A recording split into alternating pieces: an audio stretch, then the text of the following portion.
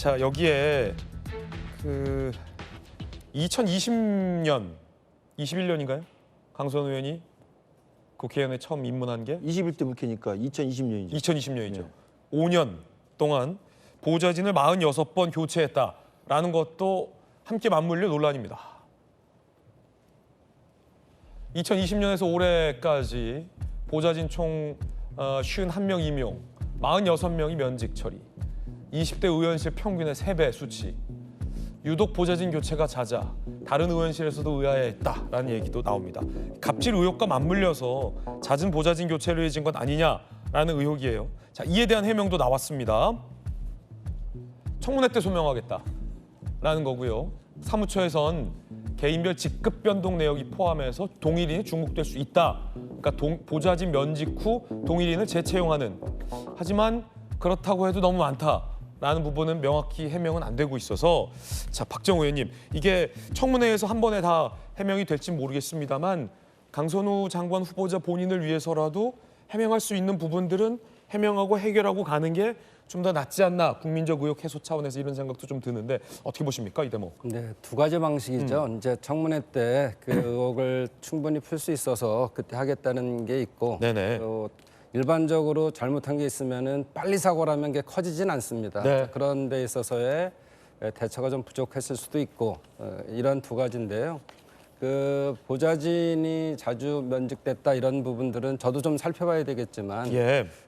이런 경우가 있습니다. 그 첫째로는 보니까 2020년도에 처음 됐을 때 4급 보좌관이 이제 그만두면서 5급도 면직됐는데 그 5급이 다른 데로 가거나 아예 그 이직된 게 아니고 결과적으로는 4급이 됐어요. 그러니까 지금 이 경우에는 승진을 하게 되면, 그렇게 되면은 5급이 4급이 됐기 때문에 전체적으로 다 같이 뭐 7급이 다시 또 5급짜리로 내려올 수도 있고 이렇게 되거든요. 그렇기 때문에 그건 다시 중복이 됐나 살펴봐야 되고, 그리고 우리 강선우 의원이 사실은 일을 많이 했습니다. 그래서 그동안에 5년 반 정도에 얼마나 많은 일을 했나 봤더니 보직 맡은 게 페이지로 네이버에 보니까 9페이지예요. 저도 이제 10년째 돼가는데 5페이지밖에 안 되거든요. 그러니까 이렇게 상임위를 옮기거나 또는 보직을 맡았을 때 그 보직을 잘할 수 있는 보좌관을 쓰거든요. 그래서 그럴 수 있다, 이런 표현을 좀 드리고, 또 그다음에 본인들이 자기 직급이 정치에 저희 의원실이나 다른 의원실 같은 경우에는 대려 거꾸로 너무 오래 있어요. 그러다 보니까 승진이 안 되니까 이 친구들이 다른 의원실로 가면서 승진하고 이런 경우들도 있거든요. 그래서 그런 것들까지도 같이 살펴봐야 된다, 이런 말씀을 좀 드리고, 네. 저희가 20대 때인가 우리 안철수 의원께서도 그때 많은 보좌진 교체에 있어서 한번 얘기가 됐었죠. 그때도 그 이후로 이런 것도 보좌진 교체가 많으면 안 되겠구나, 뭐 이런 생각들은 저는 했는데, 일을 하려는 욕심에 의해서 또 그랬을 수도 있는데, 하여간 제가 아까 말씀드린 것처럼의 승진의 경우에 있어서 이렇게 이동이 되는 것까지가 중복 카운트 됐을 수도 있다, 이런 말씀을 좀 드릴 수 있습니다. 충분히 이제 내부 승진은 그 면직한 이후 거니까요. 이제 재채용이라 중복 카운트가 될 수 있을 것 같아요. 예. 근데 이제 46차례 이 면직이잖아요. 이게 내부 승진이냐, 아니면 앞서 얘기했던 보좌진 갑질 의혹 때문에 혹은 뭐 이걸 교체한 거냐, 이 부분이 좀 명쾌하게 구분돼야 될 것 같은데, 주진호 의원님. 네, 제가 한 말씀만 드리면요. 저는 이 갑질 논란이 숫자로 표현된 거라고 봅니다. 아까 말씀드렸던 대로 승진 때문에 중복 카운트된 게 일부 있을 거예요. 근데 그것은 좀 일종의 물타기로 그렇게 변명을 하는 거고요. 실제 제가 전체적인 내역을 한번 쭉 봤어요. 근데 9급이 제일 막내 보좌진이거든요. 그렇죠. 네, 9급 보좌진이 5년 동안 5번 바뀌었습니다. 그러니까 지금 인턴을 뺀 거죠, 이거는. 네. 이거는 승진하고 상관없는 거예요. 뭐 5명이 그 막내 보좌진이 네. 몇 번 바뀌었다고요? 5번 바뀌었어요. 5번. 네. 그리고 9급 그 같은 경우에는 가장 갑질에 어떻게 보면 노출될 수 있는 거고요. 4급 보좌관이 이제 제일 선임인데, 선임이죠. 4급 보좌관은 14명이 바뀌었어요. 그러니까 5년간 14명이 바뀌었다면 4급 보좌관이 2명씩인데 1년 지금 의원실 내에 8명이 있잖아요, 보좌진 분들이. 네. 그중에 이제 이른바 이제 수석 네. 보좌관이 4급. 네. 사급 보좌관이고 사급 보좌관이 핵심이죠. 사실은 이 의원이 계시고 그 옆에 보좌진들이 계시면 그 스태프들, 네. 보좌진을 이끄는 이 수석 보좌관이 4급 보좌관인데 네, 일종의 관리자라고 할 수 있어요. 14번 면직이 됐다. 네, 14번 면직이 됐다는 얘기는 뭐냐면 사급 보좌관이 2명 있는데 1년에 3명씩 바뀌었다는 얘기입니다.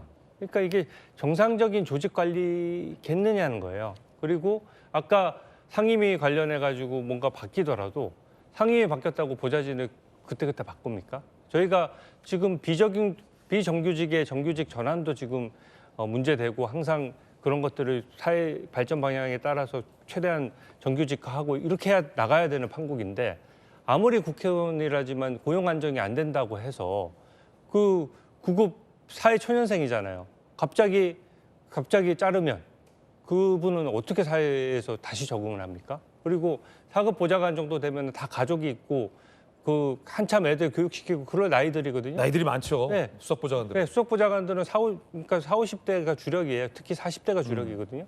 그러면 그 40대 주력인 본인들도 가족이 있을 텐데 갑자기 나가라고 하면 어떻게 하느냐는 거죠. 그러니까 이게 지금 조직 관리 능력과 인성과 이 갑질의혹과 이런 게 다 맞물려 돌아가기 때문에 이 46명에 대해서 할 말이 있다라고 하면 벌써 충분히 얘기를 했을 거예요. 근데 이 부분은 저는 설명한다고 하더라도 변명에 불과하지 않을까 그렇게 봅니다. 제가 주진우 의원님보다는 조금 더 박정호 국회의원에 의원님. 있었으니까. 네.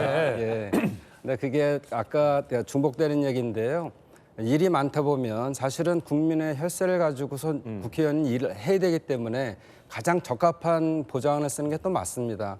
근데 이게 과방위에 있다가 예를 들어서 보건복지부로 갔는데 이 일을 잘 못하면 서로 바토하기도 하고 그렇습니다. 그래서 서로 간에 이 일을 잘할 수 있어요. 그럼 못하면은 또 쉬기도 하고 다시 또 들어오기도 하면서 이렇게 운영이 되죠. 그리고 또 하나 굳이 또 말씀드리면 9급은 그 자체에서 승진하는 것도 있지만 너무 사실은 봉급이 작습니다. 이 문제도 저희가 해결해 줘야 되는데 이 9급들은 그래서 자리가 날 때 다른 의원실로 특히 많이 가는 자리가 9급이고요. 그렇기 때문에 그럴 수도 있다 이렇게 말씀드리겠습니다.